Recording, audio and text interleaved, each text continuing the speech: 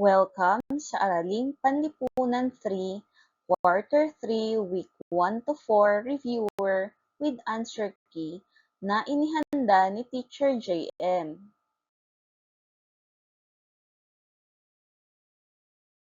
Paunawa, ang lahat ng nilalaman ng video na ito ay drill lamang upang makatulong sa mga mag-aaral sa kanilang pagsusulit. Maraming salamat po sa inyong pang-unawa. Week 1. Ang kultura sa aming rehiyon. Panuto, piliin ang titik ng tamang sagot. Number 1. Ito ay ang mga pamantayan ng lipunan kung ano ang tama, mali, mabuti o masama. A. Tradisyon, B. Kaugalian, C. Paniniwala, D. Pagpapahalaga.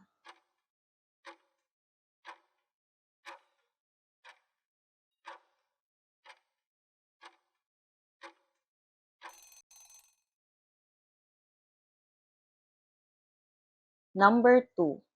Matatagpuan sa mga pabula, salawikain, alamat, mga tradisyon, pamahiin, edukasyon, at iba pang nakaiimpluwensya sa kanilang mga idea, damdamin at saloobin.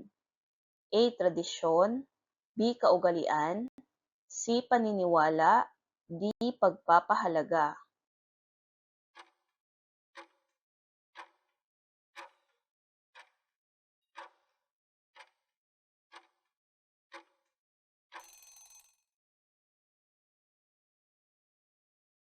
Number 3.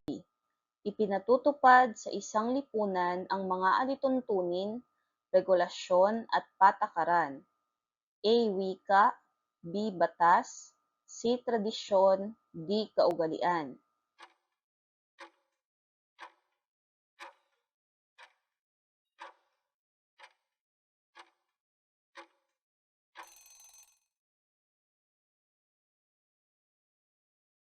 Number 4. Tumutukoy sa mga gawain tulad ng ritual at pagdiriwang. A. Wika, B. Batas, C. Kultura, D. Tradisyon.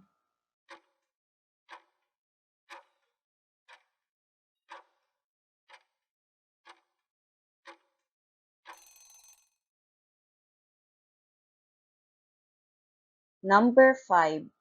Ang kabuuang paraan ng pamumuhay ng mga tao bilang kasapi ng komunidad o lipunan. A. Wika, B. Batas, C. Kultura, D. Tradisyon.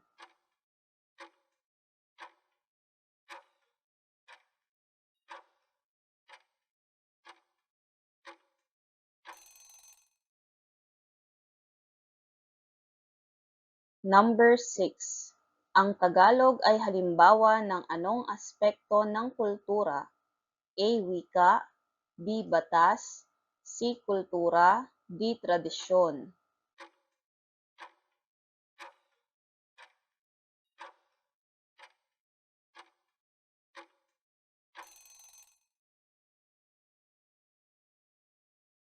Number 7. Ang pagmamano sa matatanda ay halimbawa ng anong aspekto ng kultura? A. Wika, B. Batas, C. Tradisyon, D. Kaugalian.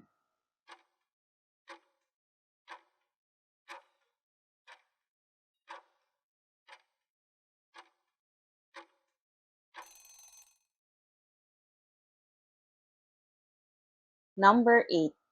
Ang pagdiriwang ng mahalagang bagay ay halimbawa ng anong aspekto ng kultura? A. Wika, B. Batas, C. Tradisyon, D. Kaugalian.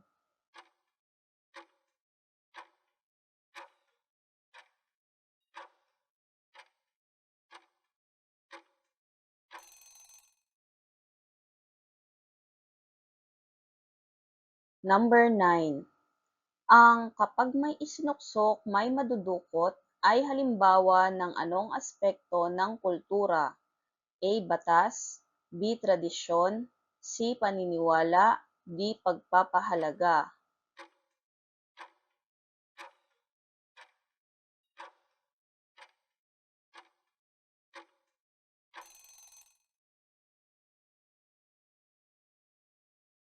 Number 10.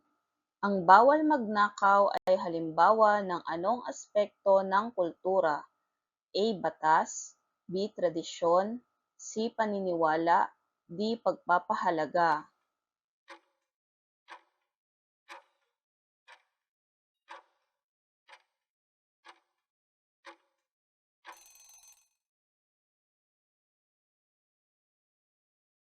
Number 11. Ang simbang gabi ay halimbawa ng anong aspekto ng kultura? A. Batas, B. Tradisyon, C. Paniniwala, D. Pagpapahalaga.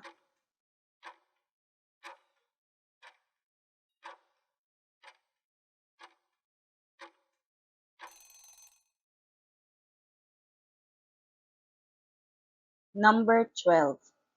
Ang nakakamay kung kumain ay halimbawa ng anong aspekto ng kultura? A. Tradisyon, B. Kaugalian, C. Paniniwala, D. Pagpapahalaga.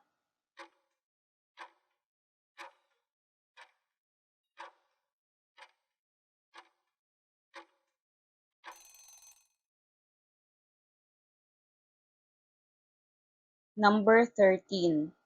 Ang diwata at anito ay halimbawa ng anong aspekto ng kultura? A. Tradisyon, B. Kaugalian, C. Paniniwala, D. Pagpapahalaga.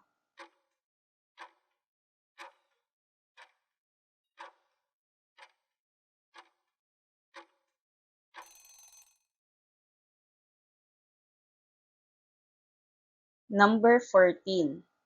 Ang panghaharana ng lalaki sa kanyang nililigawang babae ay halimbawa ng anong aspekto ng kultura? A. Tradisyon, B. Kaugalian, C. Paniniwala, D. Pagpapahalaga.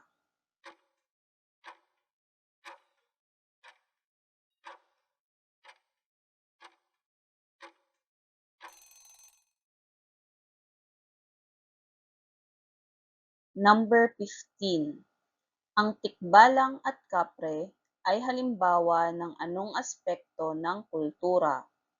A. Tradisyon, B. Kaugalian, C. Paniniwala, D. Pagpapahalaga.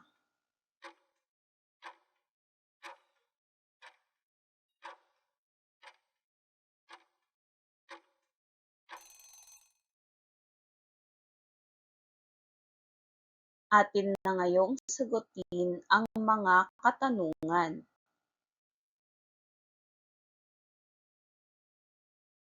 Week 1. Ang kultura sa aming rehiyon. Ang tamang sagot ay titik D.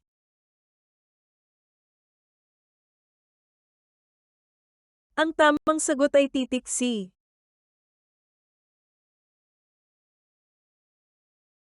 Ang tamang sagot ay titik B.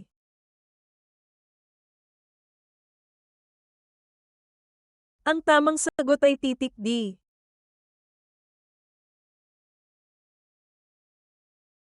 Ang tamang sagot ay titik C.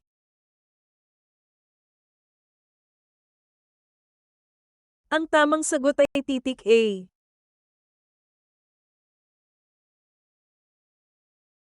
Ang tamang sagot ay titik C.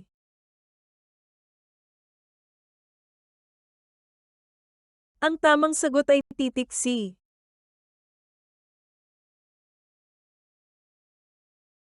Ang tamang sagot ay titik C.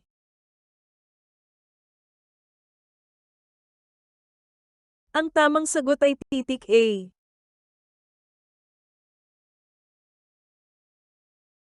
Ang tamang sagot ay titik B.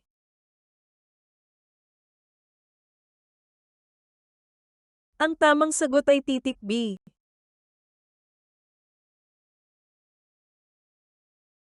Ang tamang sagot ay titik C.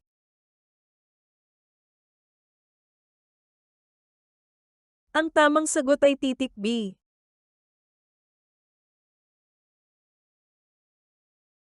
Ang tamang sagot ay titik C.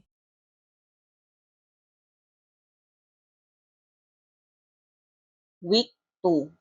Ang heograpiya sa aming lalawigan at rehiyon. Panuto. Isulat ang tama kung ang pahayag ay tama at mali naman kung hindi. Number 1. Ang lokasyon at klima ng isang lugar ay malaki ang kinalaman sa pamumuhay ng mga tao. Number 2. Sa lalawigan ng Laguna ay nangunguna ang produksyon ng palay at niyog.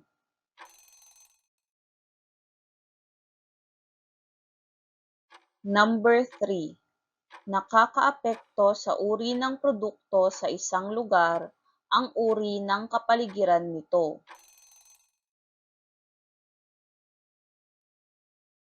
Number 4. Kung taglamig, ang mga tao ay nagsusuot ng makakapal na damit upang hindi sila ginawin. Number 5.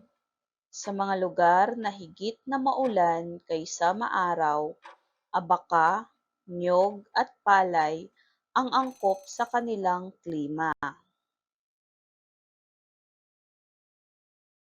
Panuto. Piliin ang titik ng tamang sagot. Number 6.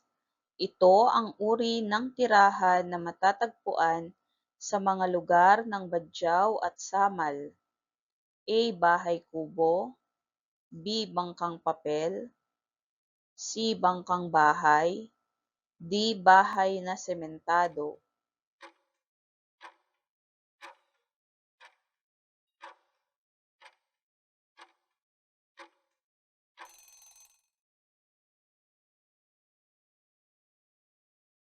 Number 7. Ito ay uri ng kasuotan na isinusuot kung taglamig ang panahon. A. Makakapal na kasuotan, B. Maluluwag at maninipis na kasuotan, C. A at B, D. Wala sa nabanggit.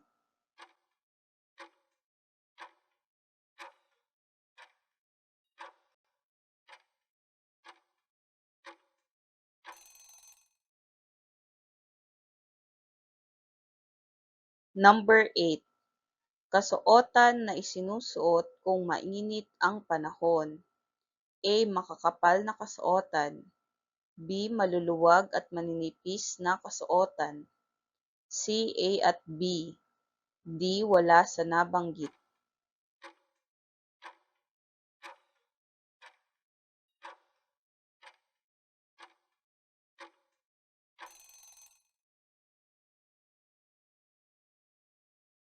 Number 9. Ito ang kadalasang pananim sa mga lugar na mahaba at halos buong taon ang tag-araw tulad ng Bicol. A. Tubo at niyog, B. Niyog at abaka, C. Mais, tubo at niyog, D. Palay, niyog at abaka.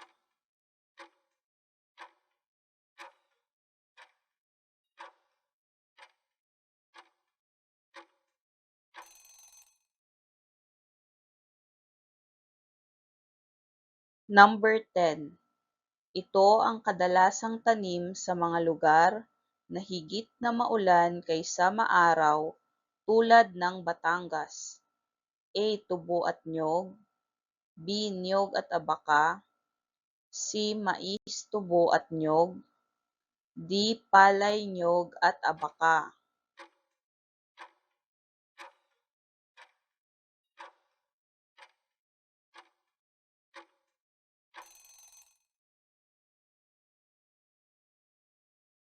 Atin na ngayong sagutin ang mga katanungan.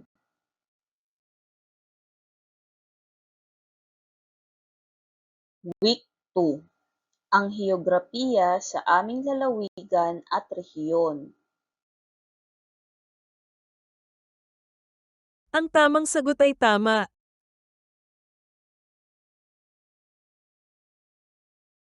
Ang tamang sagot ay mali. Maaari mong basahin ang eksplanasyon upang mas maintindihan mo ang tamang sagot. Eksplanasyon. Sa Quezon, ang nangunguna sa produksyon ay ang palay at niyog, samantalang sa Laguna ay lansones. Ang tamang sagot ay tama.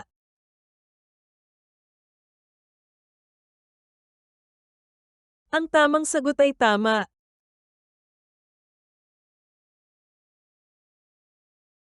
Ang tamang sagot ay mali. Maaari mong basahin ang eksplanasyon upang mas maintindihan mo ang tamang sagot. Eksplanasyon. Ang abaka, niyog at palay ay itinatanim sa mga lugar na higit na tag-araw kaysa tag-ulan.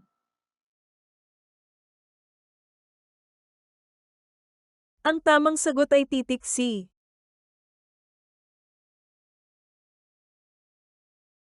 Ang tamang sagot ay titik A.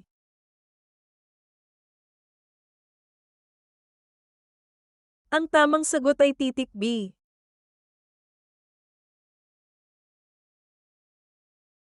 Ang tamang sagot ay titik D.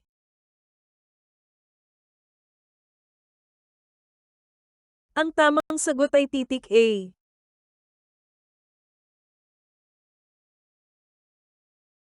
Week 3. Ang wika sa aming lalawigan. Panuto. Isulat ang tama kung ang pahayag ay tama at mali naman kung hindi. Number 1. Tagalog ang pangunahing wika sa Calabarzon.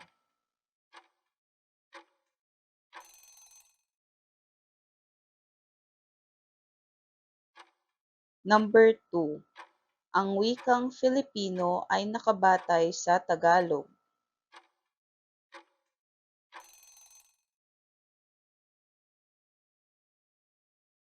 Number 3. Ang wikang Tagalog ay may 4 na uri ng katawagan.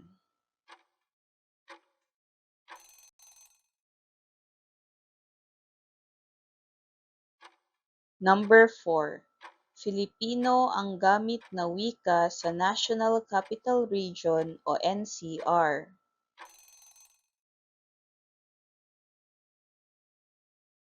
Number 5. Ang unang katawagan ay magagalang na salitang ginagamit sa mga nakakatanda tulad ng kuya at ate. Panuto. Piliin ang titik ng tamang sagot. Number 6. Ito ang katawagan sa paggalang at pagbati sa nakakatanda. A. Ate at kuya. B. Magandang gabi po. C. Magandang araw po. D. Lahat ng nabanggit.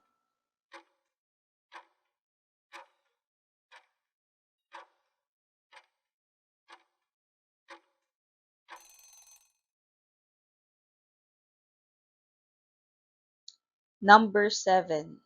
Ito ang katawagan sa paghingi ng paumanhin at pasasalamat. A. Salamat po. B. Patawad po. C. Pasensya na po. D. Lahat ng nabanggit.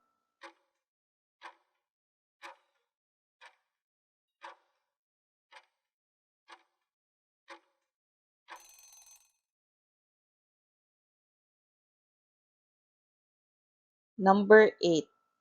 Ito ang katawagan sa paghingi ng pahintulot. A. Pwede po ba? B. Maaari po ba? C. A at B. D. Wala sa nabanggit.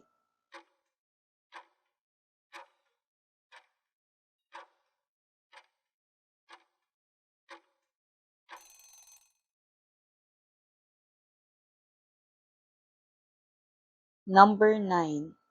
Ang blank ay mahalaga upang magkaintindihan at magkaunawaan ang bawat isa. A. Wika, B. Batas, C. Kultura, D. Paniniwala.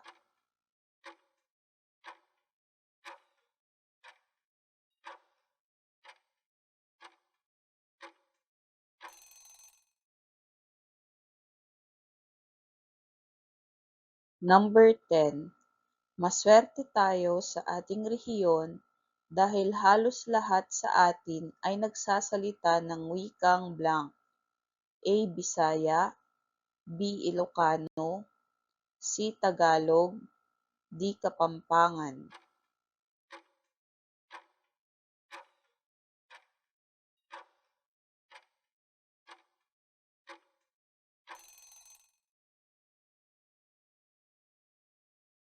Atin na ngayong sagutin ang mga katanungan.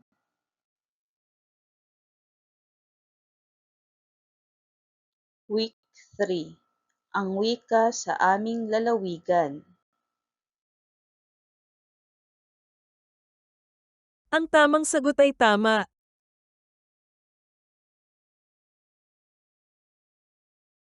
Ang tamang sagot ay tama.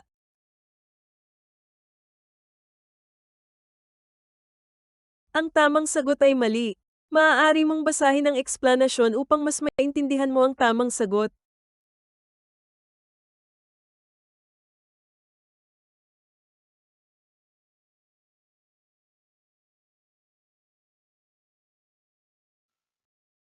Eksplanasyon. Tatlo ang tamang sagot. Ang wikang Tagalog ay may tatlong uri lamang ng katawagan. Una ay ang magalang na salitang ginagamit sa pakikipag-usap sa mga matatanda. Ang pangalawang katawagan ay Ang tamang sagot ay tama.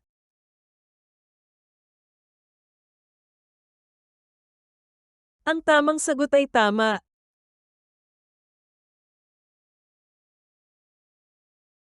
Ang tamang sagot ay titik D.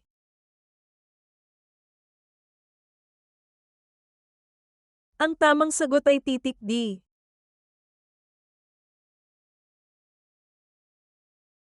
Ang tamang sagot ay titik C.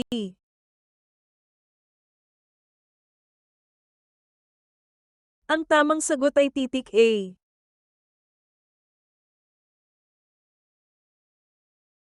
Ang tamang sagot ay titik C.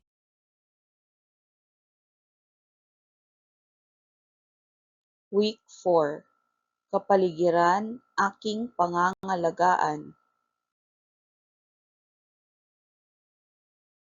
Panuto. Isulat ang tama kung ang pahayag ay tama at mali naman kung hindi. Number 1. Ang mga gusali at pook sa mga lalawigan ay maituturing na saksi sa mga naganap sa lalawigan. Number 2. Ipinagmamalaki ng Laguna ang bayan ng Calamba dahil dito isinilang ang ating pambansang bayani na si Dr. Jose Rizal. Number 3.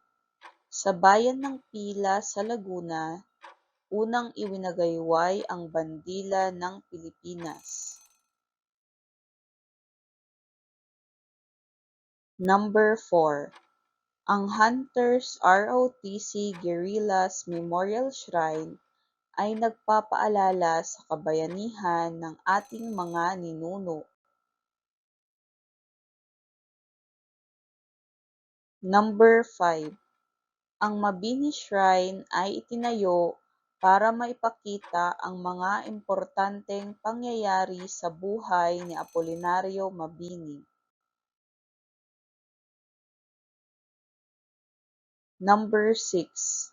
Mamamasdan sa buong bayan ng Pila ang mayamang istruktura na naitatag noong panahon ng mga Espanyol hanggang sa panahon ng mga Amerikano. Number 7. Ang Marcha Nasyonal Filipina ay obra ni Julian Felipe at tinugtog ng Banda ng Malabon.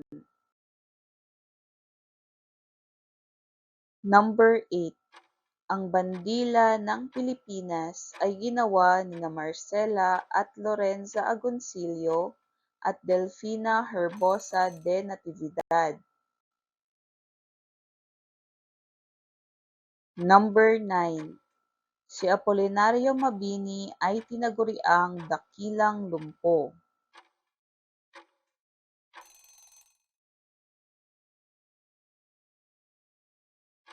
Number 10.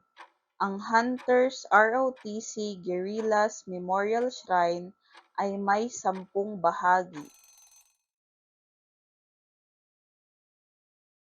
Atin na ngayong sagutin ang mga katanungan.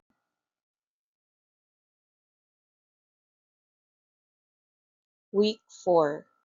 Kapaligiran, aking pangangalagaan. Ang tamang sagot ay tama.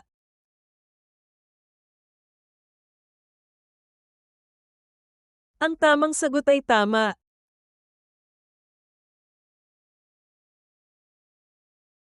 Ang tamang sagot ay mali. Maaari mong basahin ang eksplanasyon upang mas maintindihan mo ang tamang sagot.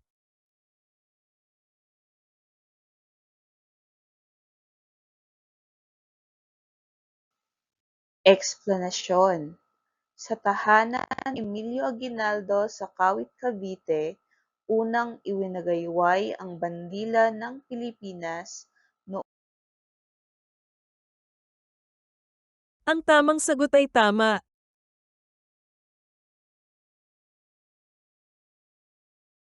Ang tamang sagot ay tama.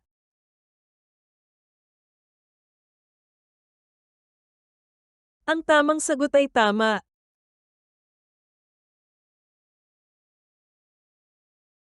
Ang tamang sagot ay tama.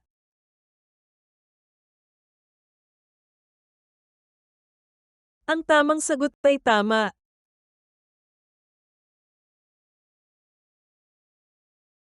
Ang tamang sagot ay tama.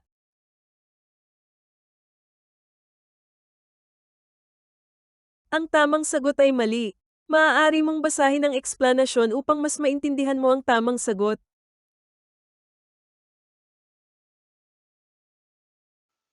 eksplanasyon.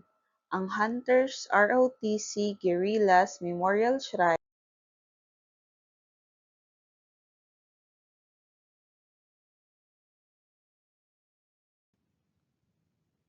Maraming salamat sa panonood. Muli, ako si Teacher JM at please subscribe sa ating YouTube channel. Paki-like, comment, and share na rin. Maraming salamat!